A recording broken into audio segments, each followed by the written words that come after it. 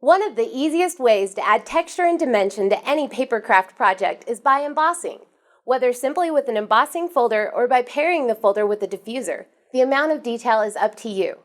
I'm Carly from Close to My Heart, and today I want to show you just how using these fun tools can take your artwork to a whole new level. Let's take a closer look. Here are a few of our newest embossing folders. So we have the confetti. I'll just open that up for you. And you can see how it takes the pattern from lighter to heavier. So it actually feels more like the way that confetti would fall if you just tossed it. But we also have confetti stars that does that exact same thing where the pattern goes from lighter all the way down to heavier. So it gives that fun confetti feeling. We also have a few of our old favorites as well.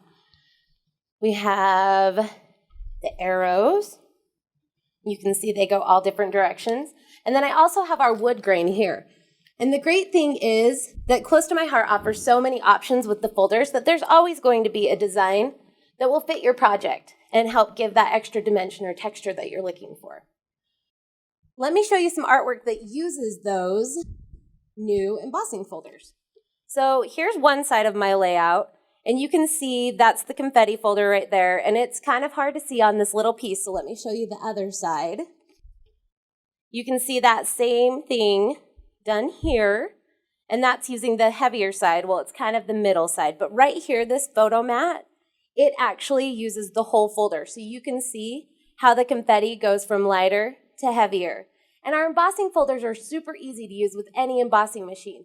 Also, most of our papers can repeat. So if your paper doesn't fit the 7x5 folder, you can line up the edge and emboss again. Now, one of the great things to note is with our cardstock, it is white core. So you'll want to go with the grain. And you can see here on this, it's just tonal. So you can't really see the white core. But let me show you a card that uses this exact same pattern. But then I've just gone over it and exposed the white core with some sanding. And I'll tell you more about this card in a minute. But let me tell you some tricks to help you hide that white core if you don't want to use it to your advantage like I did on that card. One of the things that you can do is emboss with the grain of your paper. So let me show you on this piece of cardstock. So you'll want to go with the grain of the paper by holding the paper in the middle and viewing its natural curve. So what I do is I just put my fingers in the middle and then let it rest. And you can see kind of how the paper rests. It's actually curving this way. So that's one of the ways that you can go with the natural curve, and that will help keep from exposing the white core. Another thing that you can do is use our spritz pen. And I've just filled it with water. And all you do is just pop the little cap off and give it a little spritz before you send it through. And that will help keep your white core from coming through when you're embossing. So let me explain how to use the embossing diffusers. They come like this. And there is a circle and a square. So there's actually a little film that you can peel off, and that will set the centerpiece free from the diffuser. So you have the outside as well as the center. You've got the square, like I mentioned, and then you also have a circle. Now what you're going to do is you want to keep both pieces, because if you use the centerpiece, that will actually emboss just that portion of your paper, or if you wanted all of the outside portion to be embossed, then you would use this piece. And I will show you on this little card right here. So like I was saying, if you want the space around your shape to be embossed, like on this card, you can see how there's that great confetti star pattern, but it's still nice and flat right here where I've stamped. That's because I went ahead and I used that outer piece. And you just use it with your folder in place of one of your shims. So you set that on top of your folder once you have your paper in there and send that through. And that'll make sure that the impression only happens on this outer piece. And again, if you want the opposite effect, then you can just set your centerpiece on there And just to make sure, you may want to take a little piece of tape and run it across the top. That won't affect your artwork at all, but that'll just keep that from sliding around, and that'll help keep your shape in place.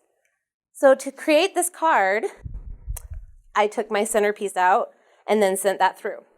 And that left me this great flat area that I could stamp on this card. Now, if you want the shape itself embossed, like on this cute little bag, that's when you use the centerpiece, like I was telling you before. So I just have my little circle centerpiece, and I can send that through on that tag. And actually, let me show you how to create this great sponged effect. So I have my tag here, and I've already sent it through. You can kind of see the design there. And then I'm actually going to use Poppy ink. Pop that open. And then I've got my sponge, and I actually don't want to use the full thing, so I'm just going to cut a little wedge out. That makes it a little more manageable. Let me remind you what our artwork looks like. So I just want to sponge that one piece. Now, if you want to, you can kind of go rogue and do your own thing.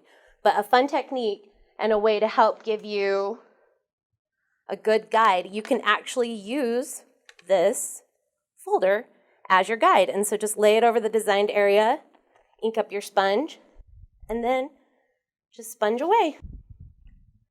And that helps give a little bit of a border to what you're doing. But you can see as I'm sponging, it brings those raised lines to the forefront and makes it more apparent that I have that great design.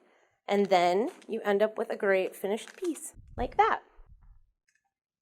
Now, one other card or piece that I wanted to show you, and I talked a little bit about it before. Here on this card, you can see that I left out that square from my embossing diffuser, and I used the outer edge so that it embossed all of the confetti pieces, but left me this flat surface that I could stamp on. And then to draw a little extra attention, like we talked about earlier, I went ahead and I grabbed a piece of our sanding paper and just sanded lightly, and it took off the color so you could see the white core cardstock coming through, only of the raised portions, which is one of the great ways that you can use the embossing folders. So what's neat about embossing is that your paper can become as subtle or as dramatic as you want using the embossing folders. Embossing a background gives that nice tone-on-tone, understated detail, but if you want to draw more attention, there are lots of ways that you can make your embossing really pop. As you can see, the artistic effects of our new embossing folders and diffusers can take your artwork to the next level. For more inspiration and to share what you create, use the hashtag embossing. Also, follow us on Facebook, Instagram, Pinterest, YouTube, and at our blog at makeitfromyourheart.com to get more tips on new products. For more information on the embossing folders, our diffusers, and other products in this video, contact your Close to My Heart independent consultant. And if you don't have one, go to closetomyheart.com to find one in your area.